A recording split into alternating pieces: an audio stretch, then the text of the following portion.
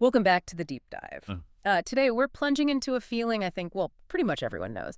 That sensation of being totally tantalized. mhm. You know that feeling, like the universe is kind of dangling a carrot, just out of reach. Yeah, definitely. Could be, I don't know, a dream job, maybe a creative project that feels so close, or even, a relationship with that sort of elusive Right. promise. That pull. Exactly.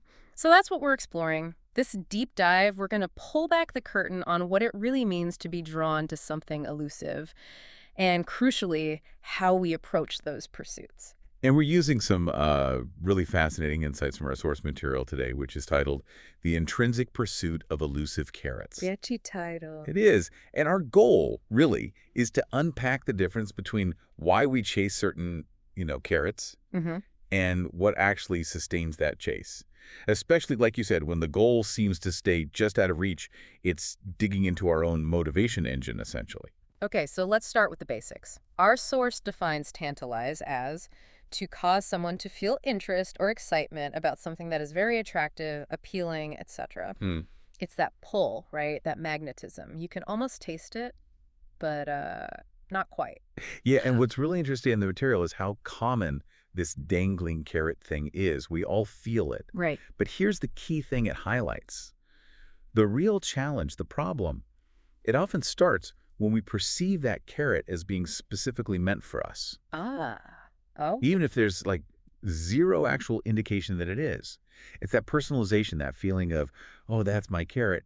That's where things get sticky. that makes sense. That personalization. Because the source then explains if you're pouring all this effort into something that could give back, reciprocate, Yeah. but it just doesn't, well, that becomes a really steep uphill climb. Mhm. Fast. Oh, absolutely. You can probably think of times, right, where you've invested so much time, energy, maybe emotion into something, and you just didn't get back what you expected or hoped for.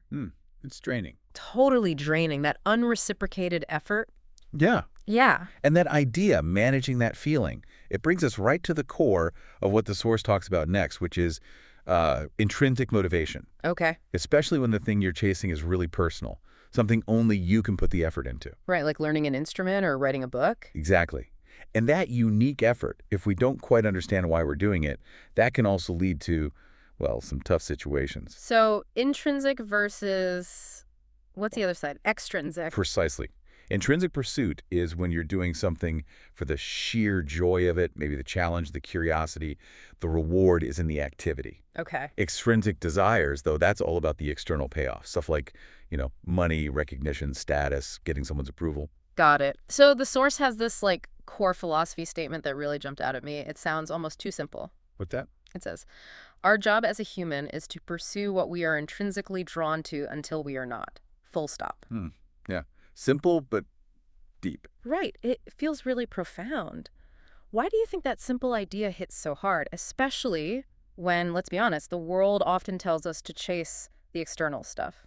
Well, I think it's because it completely flips the script on what we usually call success. How Our society, it drills into us, did you get the promotion? Did you hit the sales target? Did you win? It's all external benchmarks. Mm-hmm. But this idea, the insight here, is that real fulfillment, especially for those deep personal things, Mm. it comes from the doing, the act of pursuing it. Regardless of the outcome. Exactly. Whether you ever actually get the carrot or not. For intrinsic reasons, the source argues, it genuinely doesn't matter in the same way. What matters is that you keep showing up, keep putting in the effort because you are drawn to it. That's a big shift. It is. Yeah. And it contrasts sharply with those extrinsic desires, which the source calls, nice to grease the wheel for our carrot. Huh, okay. Like a little bonus. Yeah, a bonus. Yeah. But you shouldn't rely on them too heavily because they're fleeting. They can disappear. External validation comes and goes. Okay, so this is where we turn it back to you, listening. Take a second and think about your own carrots right now, the things you're chasing. Mm-hmm. Are they really, truly intrinsically driven? Is it coming from inside, like a passion or a deep curiosity? Or are you maybe leaning a bit too much on those external rewards, the ones that, like you said, can vanish? It's a really important question to ask yourself. Yeah. Because it changes how you approach the whole thing. Yeah, it really does. And that leads to another point the source brings up, persistence, especially Yeah. when things get tough. Right. When you're down in the dumps, as the source puts it. Feeling discouraged, We've all been there. for sure. And the material prompts us at those moments to actually pause, to make sure if it's worth still trying to pursue such a matter. So it's not saying just push through no matter what. No, not blindly. It's suggesting a conscious reevaluation, a Right. check-in. Is this still intrinsically important to me? Does Yeah. the effort still feel right, even if it's hard? It's about alignment. Okay, that's a healthier way to think about persistence, maybe. Not just gritting your teeth, but consciously choosing to continue. Exactly. And that idea of continuous effort, re-engaging, it makes me think of the quote of the day from our source. I love this one. Lay it on us. A dream is just a to-do list that took a nap. Huh.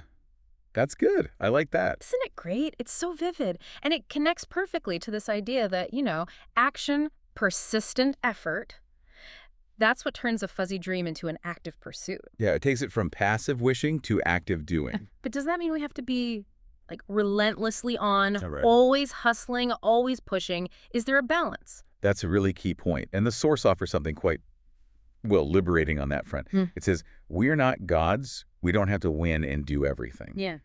Okay.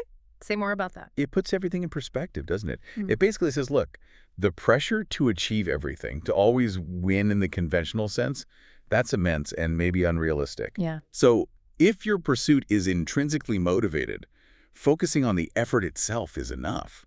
That is the win, in a way.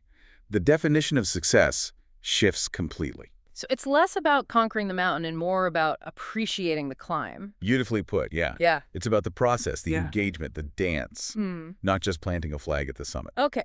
Now, to really drive this home, the source also mentions an image. Ah, yes, the visual. Yeah, it describes a desperate person reaching for a floating dollar bill attached to a fishing rod with a laughing moon in the background. Wow, that's quite the picture. It really is stark, isn't it? What does that image scream to you about those purely externally motivated carrots? Oh, immediately it just screams futility, maybe even absurdity. Hmm. You know, chasing something, that dollar bill, that's deliberately being dangled just out of reach. Yeah. Often, maybe for someone else's benefit or even amusement, that laughing moon feels almost cruel, doesn't it? Yeah, like the universe is mocking the effort. Exactly. Yeah. It just highlights how exhausting and unfulfilling that kind of chase can be. Mm. And it underscores the freedom, the liberation in realizing that maybe true fulfillment comes from chasing something different or chasing differently. So, wrapping this up, our deep dive today has really shone a light on this crucial difference, hasn't it? Mm-hmm. Recognizing if your pursuits, your carrots, are driven by that deep, personal, intrinsic pull, or if they're more about those fleeting external rewards. Yeah.